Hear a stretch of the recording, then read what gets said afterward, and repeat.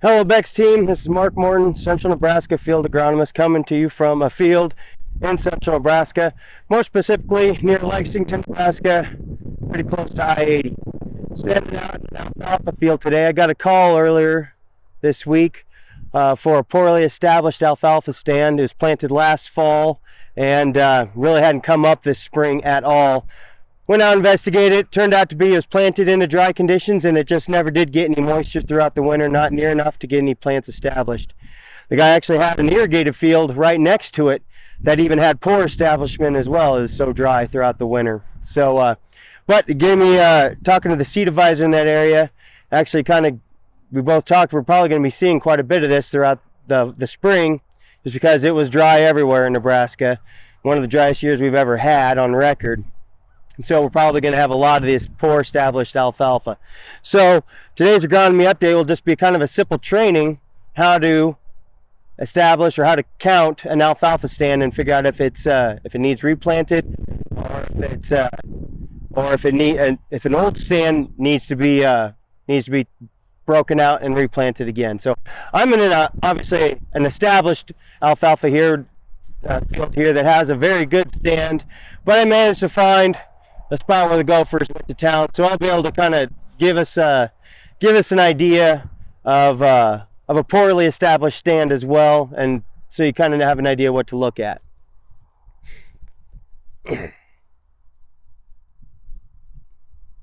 So first thing, then this will come in some corn trainings and soybean trainings too, but tools of the trade.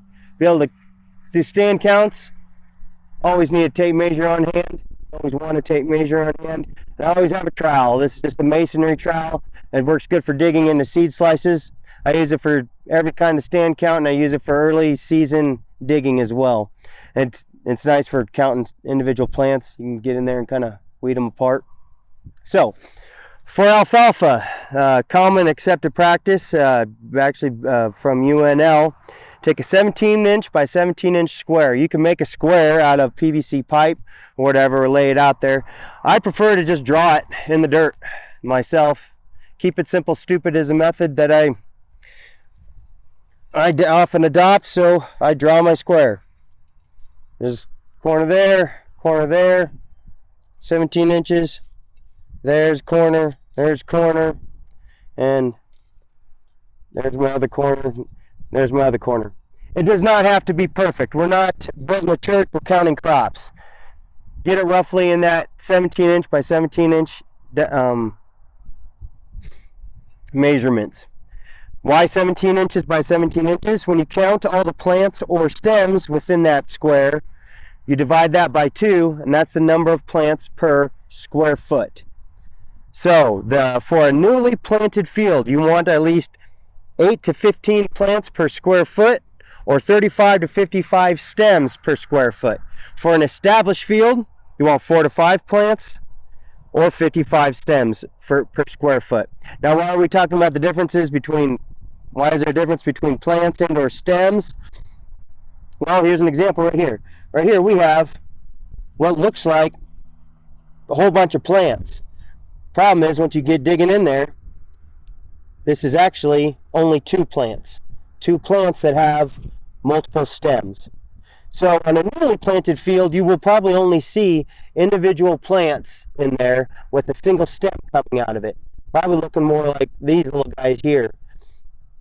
But in an established field, you'll see a lot like this, the bigger, bushier plants, and that's when we're counting the stems. So again, we're going to use this as a simulated early season, or not early season, but newly established planting. We'll count individual plants in this square. So we're going through counting. There's 1 plant, 2 plants, 3 plants, 4, 5, 6, 7, 8, 9, 10, 11, 12, 13. We divide that by 2. That's 6.5 plants per square foot. This would be below what we'd need to have for a newly planted field. Now again, I went through that real quick, but if you're looking at stems, so now let's count the stems in there.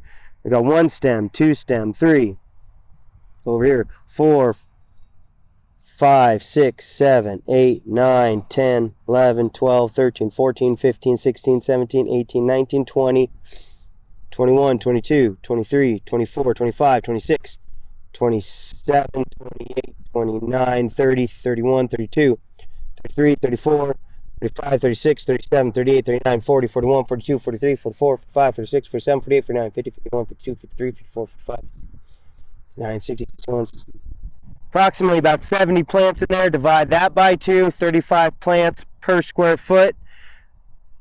We were needing 35 stems per square foot.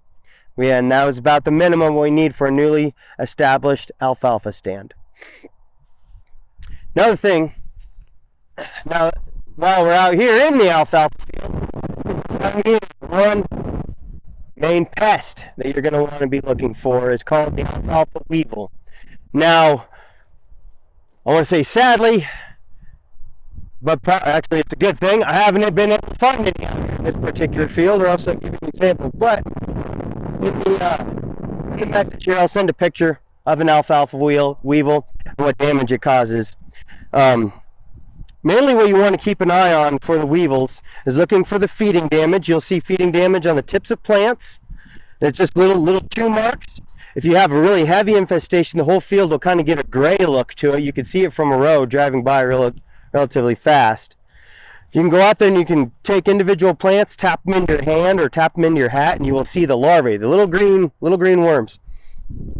And what you really want to keep an eye out for is that you want to do weekly scouting at minimum, and keep an eye out for exponential increases in their populations. It's you'll see however many plants per stem.